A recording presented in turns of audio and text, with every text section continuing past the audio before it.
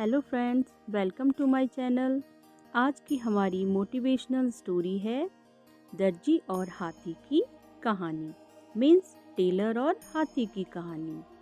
एक बार की बात है, कहीं दूर किसी गांव में एक दर्जी रहता था।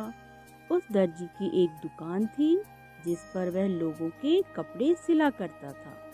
उसी गांव में एक हाथी रहता था जो रोज तालाब में नहाने जाया करता था। तालाब के रास्ते में दर्जी की दुकान पड़ती थी। दर्जी रोज हाथी को खाने के लिए फल दिया करता था। एक दिन दर्जी किसी काम के कारण अपनी दुकान पर नहीं जा पाया। उसी दिन दर्जी की दुकान पर दर्जी का बेटा बैठा हुआ था।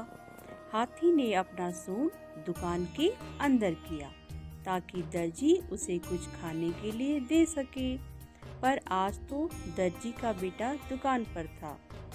दर्जी के बेटे ने हाथी की सूंड में सुई चुभा दी, जिसके कारण हाथी को बहुत दर्द हुआ और बहुत गुस्सा आया। हाथी ने सोच लिया कि आज तो दर्जी के बेटे को सबक सिखाना ही होगा। उसी समय वह नहाने के लिए तालाब की ओर चल दिया और वह तालाब से नहाकर आ रहा था, तब उसने अपनी सूंड में कीचड़ भर लिया।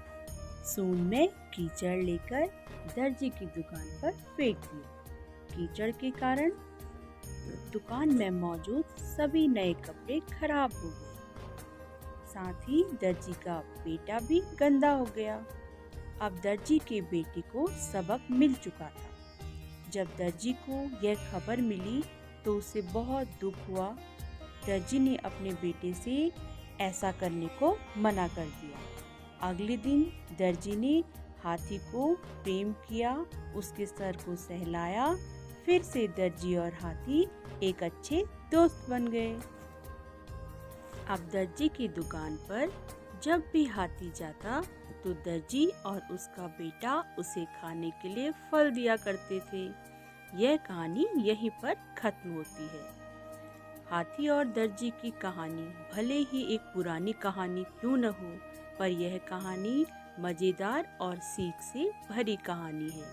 इस कहानी से हमें यह शिक्षा मिलती है कि हमें किसी के साथ बुरा नहीं करना चाहिए। हम अगर किसी के बारे में बुरा सोचते हैं तो हमारे साथ भी बुरा होता है। ऐसी ही मोटिवेशनल स्टोरी डेली सुनने के लिए हमारे चैनल को लाइक करें, शेयर करें और सब्सक्राइब करें।